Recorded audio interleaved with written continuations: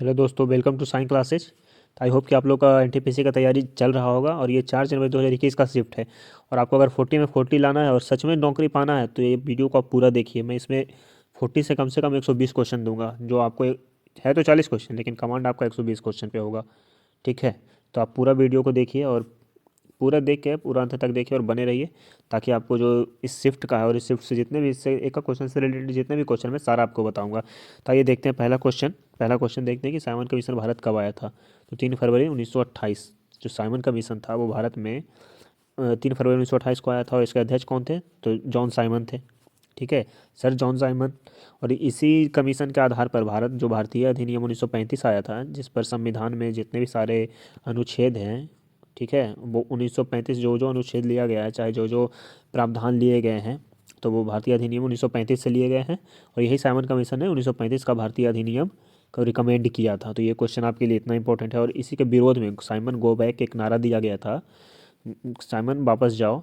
तो इसी के विरोध में लाठीचार्ज में लाला लाजपत राय की मृत्यु हुई थी। ये भी आपके लिए क्वेश्चन इंपॉर्टेंट है। तो ये सारा क्वेश्चंस आपके लिए इंपॉर्टेंट है और आप इसको बढ़िया से सुनिए और नोट करते जाए। ऐसा नहीं कि बोल रहा हूँ तो आप लोग नोट नहीं कर सकते, आप लोग नोट कर सकते हैं। जो तैयारी के लिए सीरियस है वो नोट करेंगे, जो नहीं सीरियस है उनको आप कितना भी कहीं से भी अच्छा कंटेंट ला के दे दीजिए, कोई फ़र्क नहीं पड़ता है। तो जो सीरियस है वो इस वीडियो को पूरा तक देखेंगे और एक एक पॉइंट नोट करते चलेंगे।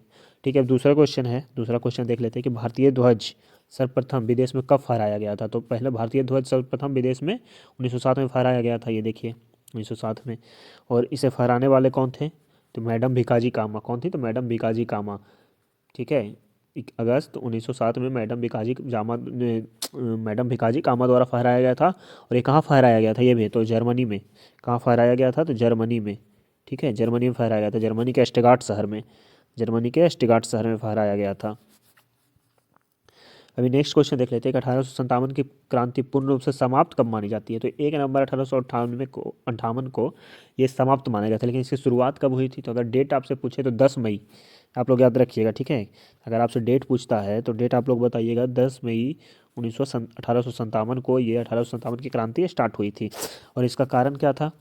तो जो तत्कालिक कारण था वो चर्बी वाला कारतूस का यूज था। ठीक है, जिसको यूज करने से जो भारतीय सैनिक थे उनको चर्बी वाला कारतूस दिया जाता, जिससे कि हिंदुओं की आहत भड़क गई थी। जो धार्मिक भावनाएं थी वो भड़क गई थी, आहत हुई। तो उसी के विरोध में मंगल पांडे ने इसका नेतृत्व किया था। और इसका जो शुरुआत हुई थी 1857 की क्रांति की, वो मेरठ से हुई थी। ये भी आपको याद रखना है, मेरठ उत्तर प्रदेश में ही इसकी शुरुआत हुई थी। ठीक है, अब नेक्स्ट क्वेश्चन देखते हैं कि भारत का प्रथम न्यूक्लियर प्लांट कहाँ स्थापित किया गया था। तो तारापुर, महाराष्ट्र में। ठीक है, ये तो आपको पता ही होगा, और नहीं पता तो ये नोट कर लीजिए। WTO वर्ल्ड ट्रेड ऑर्गेनाइजेशन के कितने सदस्य हैं? तो ये क्वेश्चन है 2020-21 का। तो कितने सदस्य थे? 164। लेकिन अभी भी कितने सदस्य हैं? तो अभी भी 164 ही सदस्य हैं। अभी भी 164 मेंबर ही हैं, आपको याद रख लेना है कि अभी भी 164 मेंबर ही हैं, ये आपको याद रखना है। और WTO का मुख्यालय कहाँ है? तो जेनेवा में है। और इसकी स्थापना हुई थी, इसका जो मुख्यालय है वो जिनेवा में था। कहाँ था? जिनेवा। और इसका जो मुख्यालय जिनेवा हो गया। और इसकी स्थापना जो हुई थी वो हुई थी आपकी 1 जनवरी 1 जनवरी 1995 को हुई थी। ये भी आपको रख लेना है। जो गेट है ये, सॉरी, बट WTO है, उसकी स्थापना 1 जनवरी 1995 को हुई थी। ये आपको नोट कर लेना है। और ये जो आया था ना, ये WTO एक गैट के जगह पे आया था। गैट गैट था पहले, इसके जगह पर गैट, तो इसी के जगह पर ये आया था। तो ये भी आपको नोट कर लेना है। अच्छा, भारत का प्रथम हाई कोर्ट कहाँ खोला गया था? तो भारत का प्रथम हाई कोर्ट कोलकाता में खोला गया था। एक ही साथ 3 हाई कोर्ट खोले गए थे, लेकिन उसमें डेट में डिफरेंस है, ये आपको बता रहा हूँ मैं। तो आप यही देखिए क्वेश्चन। तो मैं बता देता हूँ, डेट बता देता हूँ। तो पहला जो भारत का मुख्य ये हाई कोर्ट था वो 1 जुलाई 1862 में खोला गया था। और ये 1861 के अधिनियम के तहत खोला गया था। ठीक है, 1861 के हाई कोर्ट अधिनियम के द्वारा खोला गया था। ये आपको पॉइंट याद रख लेना है। और ये 1862, 1 जुलाई 1862 में लिख देता हूँ, आप लोग नोट कर लीजिएगा, 1 जुलाई 1862 में। ठीक है, और इसी के साथ ही बम्बई हाई कोर्ट और मद्रास हाई कोर्ट दोनों की स्थापना हुई थी। Calcutta high court, Bombay high court और मद्रास हाई कोर्ट। ठीक है, तो ये भी आप लोग को याद रख लेना है, मद्रास हाई कोर्ट और बम्बई हाई कोर्ट। हाँ, और जो मैं, चलिए उन लोग का भी बता देता हूँ कि 14 अगस्त और 15 अगस्त को हुआ था स्थापना। बम्बई का 14 अगस्त और 15 अगस्त तो 1862 को मद्रास का हुआ था। ठीक है, अब नेक्स्ट क्वेश्चन देख लेते हैं। यूएन सुरक्षा परिषद में अस्थायी सदस्य कितने हैं? 10। अस्थायी तो आपको पता ही होगा 5 देश से कौन कौन है, और कौन कौन से वो आप कमेंट में बताइए। ठीक है, मैं बता चुका हूँ इसे एक वीडियो में पहले, जो प्लेलिस्ट बना दिया हूँ मैं आपका। आपका जो ये एनटीपीसी का मैं प्रीवियस इसका करवा रहा हूँ, इसका मैं प्लेलिस्ट बना दिया हूँ। ठीक है, मैं बहुत जगह से ये ढूंढ के लाऊँ, और बहुत ही सारे सटीक क्वेश्चन है, और एकदम डायरेक्ट रिलेटेड टू एग्ज़ाम है, तो ये आपके लिए इंपॉर्टेंट है। ठीक है, यूनेस्को विश्व धरोहर सूची में जून 2020 तक, ये तो 2020 का है, मैं आपको बता रहा हूँ कि 2024 तक कितने हैं। तो 2024 तक 11,000, सॉरी 1223 हैं। कितने हैं? 1223 धरोहर अभी तक है टोटल। इस समय के उस समय कितने थे? 1121 थे। कितने थे? 1121, लेकिन अभी कितना हो गया है? 1223, 1223 ये हो गया है। ठीक है, टोटल। तो ये आप लोग नोट कर लीजिएगा, बहुत इंपॉर्टेंट है, स्टार मार्क के करके नोट कर लीजिएगा आप। अच्छा ठीक है, अभी भारत में इस वक्त टोटल कितने हैं? तो भारत के कुल 43 हैं। भारत के कुल 43, भारत में जो भारत के जो धरोहर हैं 43 है भारत में। ठीक है, तो ये भी आप लोग नोट कर लीजिएगा। और तो ये आपके लिए बहुत ही अच्छा क्वेश्चन था, और आप लोग नोट कर लीजिए। सुकन्या समृद्धि योजना किसने शुरू किया था? तो नरेंद्र मोदी द्वारा, पानीपत हरियाणा में। सरदार सरोवर बांध किस नदी पर है? तो नर्मदा नदी पर है। ठीक है, नर्मदा नदी की सहायक, जो सबसे बड़ी सहायक नदी है वो कौन सी है? तवा नदी है। ठीक है, तवा नदी है। और नर्मदा की जो मैं आपकी लंबाई बता देता हूँ, नर्मदा नदी की जो लंबाई है वो 1312 किलोमीटर है। ये भी आपका नोट कर लेना है, 1312 किलोमीटर नर्मदा की लंबाई, नर्मदा नदी की, नर्मदा की, ये भी आपको नोट कर लेना है। और मैं ये भी बता देता हूँ आपको कि नर्मदा नदी का जो उद्गम स्थल है वो अमरकंटक से निकलता है। ठीक है, अमरकंटक से निकलता है, लेकिन खंभात के खाड़े में गिरती है। ठीक है, ये आपको नोट कर लेना है। अच्छा, नेक्स्ट क्वेश्चन देखते हैं कि सबसे ज़्यादा बॉक्साइट का उत्पादन किस राज्य में होता है? तो उड़ीसा में होता है। और ये उड़ीसा में और कौन कौन सा होता है?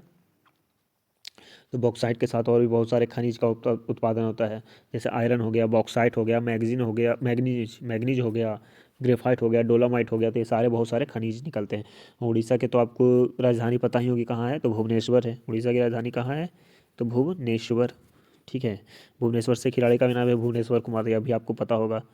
और उड़ीसा की जो राजधानी है भुवनेश्वर, वहाँ के मुख्यमंत्री कौन है? तो वहाँ के मुख्यमंत्री मोहन मांझी है, ये भी आपको याद रखना है। अच्छा, गांधी सागर बांध किस राज्य पर है? गांधी सागर बांध किस राज्य पर है? तो ये मध्य प्रदेश में है, और चंबल नदी पर है। ठीक है, चंबल नदी पर है, तो ये भी आपको याद कर लेना है, नोट कर लेना है ये वाला क्वेश्चन।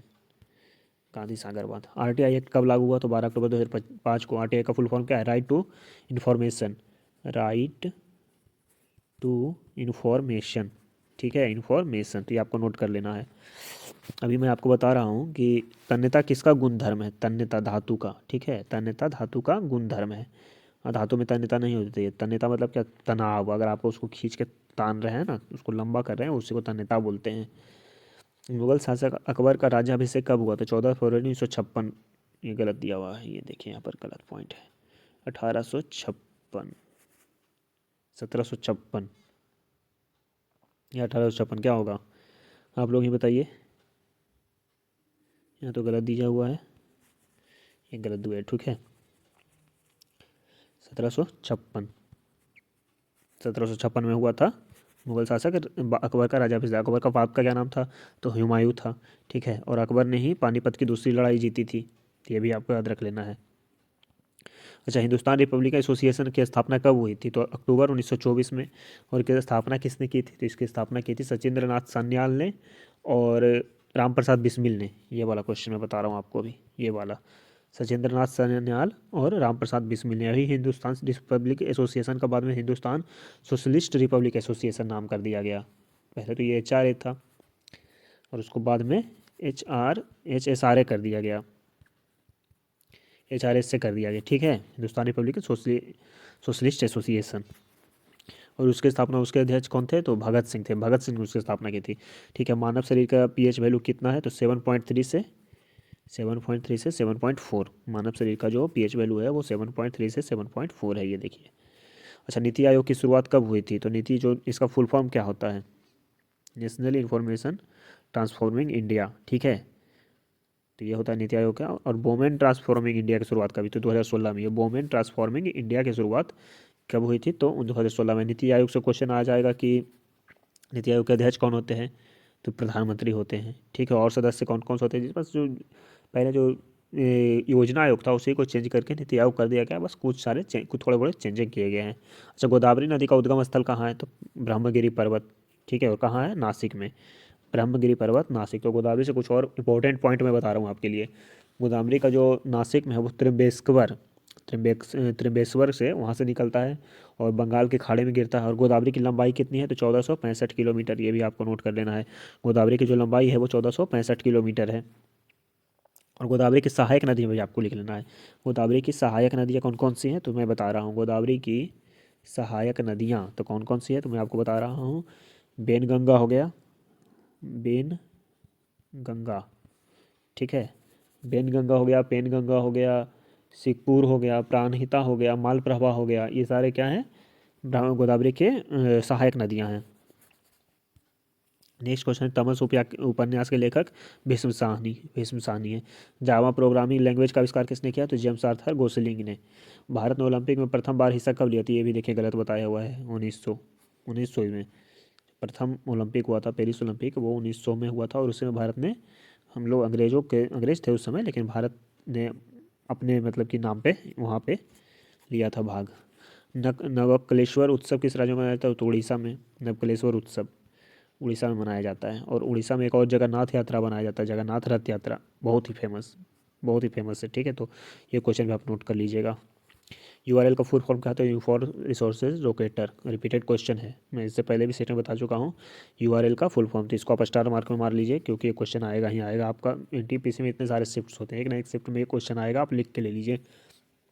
इनसाइट आईवी भारतीय उपसंचार ग्रह कब लॉन्च किया गया था? देखिए 1983 में लॉन्च किया गया, लेकिन क्वेश्चन अभी भी पूछ रहा है, ये क्वेश्चन अभी भी पूछ रहा है, ठीक है। तो ये सबको सारा क्वेश्चन आप लोग देख लीजिएगा। अच्छा, कितने पर्यावरणविदों को गोल्ड मेडल पुरस्कार 2019 से सम्मानित किया गया? 6 से किया गया था। और यही क्वेश्चन अगर 2024 के हिसाब से पूछा जाए, 2024 में किसे दिया गया है गोल्डमैन पर्यावरण पुरस्कार, तो इसमें भी 6 व्यक्ति को ही दिया गया है। 2019 में भी 6 को ही दिया गया है, लेकिन इसमें भारत के एक आलोक शुक्ला हैं। ये क्वेश्चन इसलिए इंपॉर्टेंट हो जाता है, ये क्वेश्चन पर्यावरण गोल्डमैन पर्यावरण पुरस्कार कि इसमें आलोक शुक्ला आलोक शुक्ला हैं जिनको ये अवार्ड दिया गया है इस बार 2024 का। अच्छा, द्वितीय परमाणु परीक्षण कब हुआ? 1998 में हुआ। और इसका जो कोड था वो ऑपरेशन शक्ति था, ये तो ठीक है, द्वितीय परमाणु परीक्षण हो गया। अगर पहला परमाणु परीक्षण पूछे तब क्या होगा? तो पहला परमाणु परीक्षण कब कब हुआ था? तो 1900, आप लोग अगर कमेंट में जो कर सकते हैं तो छोड़िए, हटाइए, कमेंट में मैं ही बता देता हूँ कि पहला जो परमाणु परीक्षण हुआ था वो 1974 में हुआ था, और राजस्थान में हुआ था, पोखरण में ही। लेकिन उसका जो कोड था वो स्माइलिंग बुद्धा था। क्या था? स्माइलिंग बुद्धा, ठीक है। तो ये आपको याद रख लेना है, इसका ऑपरेशन शक्ति और उसका स्माइलिंग स्माइलिंग बुद्धा, ठीक है, स्माइलिंग बुद्धा। अच्छा, नोबेल पुरस्कार से सम्मानित सबसे युवा कौन है? तो मलाला यूसुफजई। और नोबेल पुरस्कार 6 क्षेत्रों में दिया जाता है। मैंने पिछले वाले क्वेश्चन में ही, पिछले वाले जो वीडियो है उसमें आपको किया, तो आप प्ले लिस्ट में जाकर देख सकते हैं।